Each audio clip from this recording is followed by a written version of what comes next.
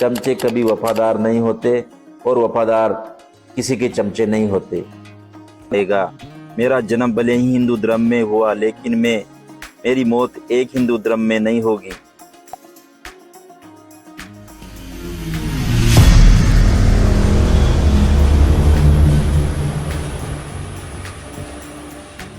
जय भीम साथियों, जय भीम, नमो बुद्धाय।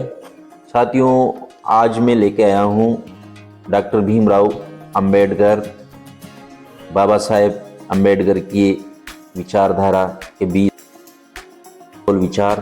पिछले भाग में मैंने डॉक्टर भीमराव अंबेडकर के जो अनमोल विचार थे वो 25 विचार आपको बताए थे।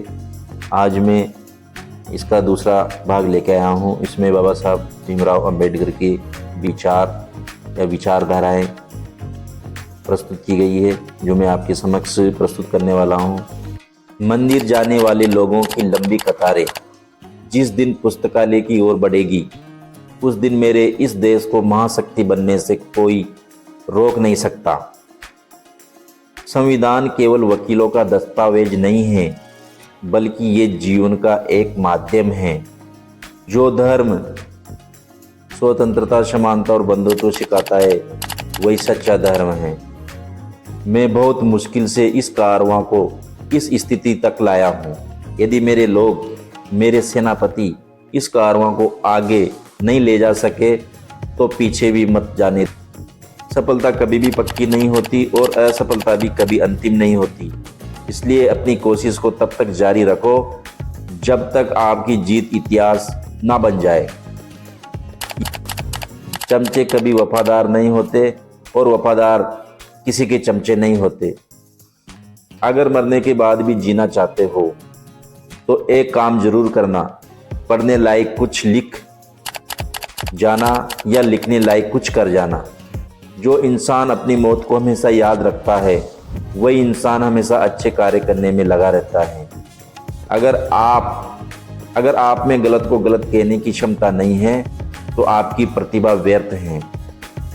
आप हमेशा अच्छा दिखने के लिए मत जियो, बल्कि आप एक अच्छे व्यक्ति बनने के लिए जियो। ज्ञानी लोग किताबों की पूजा करते हैं, जबकि अज्ञानी लोग पत्थरों की पूजा करते हैं।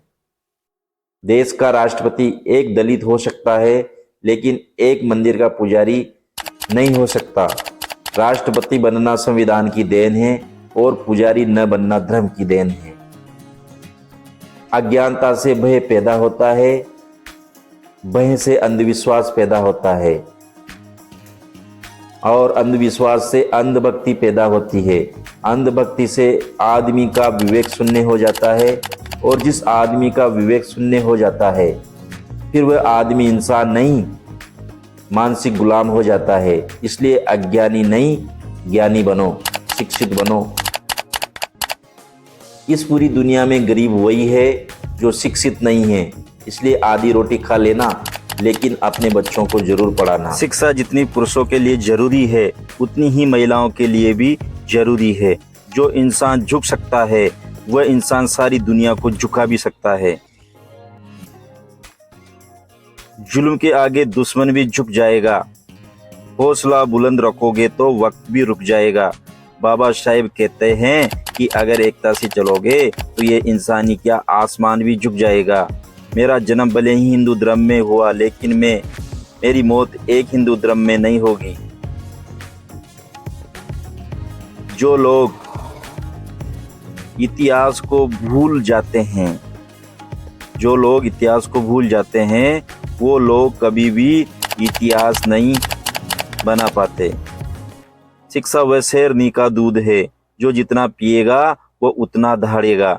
जिसे अपने दुखों से मुक्ति चाहिए, उसे लड़ना होगा, और जिससे लड़ना है उसे पहले अच्छे से पढ़ना होगा, क्योंकि ज्ञान के बिना लड़ने गए तो आपकी हार निश्चित है। अन्याय से लड़ते हुए आपकी मौत हो जाती है तो आपकी आने वाली पीढ़ियां उसका बदला जरूर लेगी। अगर अन्याय सहते हुए आपकी मौत हो जाती है तो आपकी आने वाली पीढ़ियां भी गुलाम बनी रहेगी। अपनी झोपड़ी में राज करना दूसरे लोगों के महलों में गुलामी करने से कई गुना अच्छा है। समाज में अनपढ़ लोग हैं, ये हमारे समाज की समस्या नहीं है। लेकिन जब हमारे समाज के पढ़े हुए लोग भी गलत बातों का साथ देते हैं और चालाकी से गलत बात को सही दिखाने के लिए अपनी बुद्धि का इस्तेमाल करते हैं, यही हमारे समाज की समस्या है। हमारे देश के संविधान में मतदाता का अधिकार एक ऐसी ताकत है जो किसी ब्रह्मास्त्र से कहीं अधिक ताकत रखती है। साथियों, बाबा साहेब डॉक्टर भीमराव अंबेडकर को विश्व रत्न और भारत रत्न कहा जाता है। डॉक्टर बाबा साहेब अंबेडकर ने पूरे विश्व में अपना नाम रोशन किया है।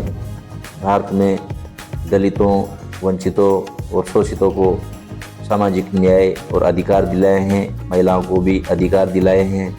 बाबा साहब एक महान हस्ती है, महान विचारक है। उनके बारे में ओशो ने कहा है कि